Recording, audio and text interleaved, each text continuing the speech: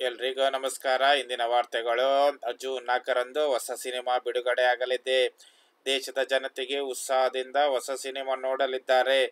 ಪ್ರಸ್ತುತ ಲೋಕಸಭಾ ಚುನಾವಣೆಯಲ್ಲಿ ಇಂಡಿಯಾ ಒಕ್ಕೂಟವೇ ಗೆಲ್ಲಲಿದೆ. ಈವರೆಗೆ 5 ಹಂತದ ಮತದಾನವಾಗಿದೆ. ಪ್ರತಿ ಹಂತದಲ್ಲೂ ಇಂಡಿಯಾ ಒಕ್ಕೂಟ ಮುನ್ನಡೆ ಸಾಧಿಸುತ್ತಿದೆ. ಬಿಜೆಪಿ ನೇತೃತ್ವದ ಎನ್ಡಿಎ ಹಿನ್ನಡೆ ಕಾಣುತ್ತಿದೆ.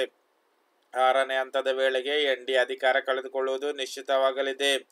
ಮಾಯಾವತಿ ನೇತೃತ್ವದ ಬಹುಜನ್ ಸಮಾಜ ಪಕ್ಷ ಬಿಜೆಪಿ ಜೊತೆ ಕೈ ಜೋಡಿಸಿ ಸಮಾಜವಾದಿ ಪಕ್ಷದ ಮತಗಳನ್ನು ವಿಭಜಿಸಲು ಯತ್ನಿಸುತ್ತಿದೆ ಎಂದು ಅಖಿಲೇಶ್ ಯಾದವ್, ಸಮಾಜವಾದಿ ಪಕ್ಷ ಮುಖಂಡ ಹೇಳಿದ್ದಾರೆ.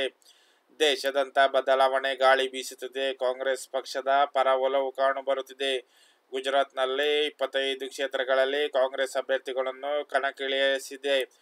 ದಶಕಗಳ ಬಿಜೆಪಿ ಆಡಳಿತವಿರುವ ಈ ರಾಜ್ಯದಲ್ಲಿ ಕಾಂಗ್ರೆಸ್ 10ಕ್ಕಿಂತ ಹೆಚ್ಚು ಲೋಕಸಭೆ ಕ್ಷೇತ್ರಗಳಲ್ಲಿ ಗೆಲುವು ಸಾಧಿಸಲಿದೆ.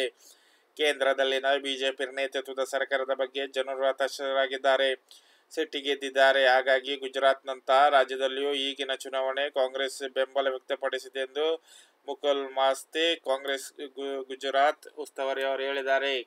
ಅದೇ ರೀತಿ ಪತ್ನಿ ಸುನೀತಾ ಕೇಜ್ರಿವಾಲ್ ಅವರಿಗೆ ರಾಜಕೀಯದಲ್ಲಿ ಆಸಕ್ತಿ ಇಲ್ಲ. ಹಾಗಾಗಿ ಅವರು ಈಗಷ್ಟೇ ಅಲ್ಲ, ಭವಿಷ್ಯದಲ್ಲಿ ಚುನಾವಣೆಗೆ ಸ್ಪರ್ಧಿಸೇ ಮಾಡುವುದಿಲ್ಲ. 2000ರಲ್ಲಿ ಆದಾಯ ತೆರಿಗೆ ಆಯುಕ್ತನಾಗಿದ್ದಾಗ ದೆಹಲಿಗೆ ಕೊಳಗೇರಿಗಳಲ್ಲಿ ಸೇವೆ ಸಲ್ಲಿಸಲು ರಜೆ ಹಾಕಿದ್ದೆ. ಬಳಿಕ ಕೆಲಸಕ್ಕೆ ರಾಜೀನಾಮೆ ನೀಡಿ ಸಮಾಜ ಸೇವೆ ಪೂರ್ಣ ತೊಡಗಿಸಿಕೊಂಡೆ. ಬಳಿಕ ರಾಜಕೀಯ ಪಕ್ಷ ಕಟ್ಟುತ್ತೇನೆ, ಸಿಎಂ ಆಗುತ್ತೇನೆ ಎಂದು ಖಂಡಿತ ಅಂದುಕೊಂಡಿರಲೇ ಇಲ್ಲ.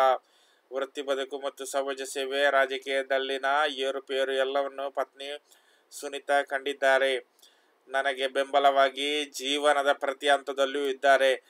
ನನ್ನಂತಹ ವಿಚಿತ್ರ ವ್ಯಕ್ತಿಯನ್ನು ಸಹಿಸಿಕೊಂಡಿದ್ದಾರೆ ಎಂದು ಕೇಜ್ರಿವಾಲ್ ಡೆಲ್ಲಿ ಸಿಎಂ ಹೇಳಿದರು. ವಿಡಿಯೋ ಇಷ್ಟವಾದರೆ ರಾಬರ್ಟ್ ನ್ಯೂಸನ್ನು ಲೈಕ್ ಮಾಡಿ, ಸಬ್ಸ್ಕ್ರೈಬ್ ಮಾಡೋದನ್ನು ದಯವಿಟ್ಟು ಮರೆಯಬೇಡಿ.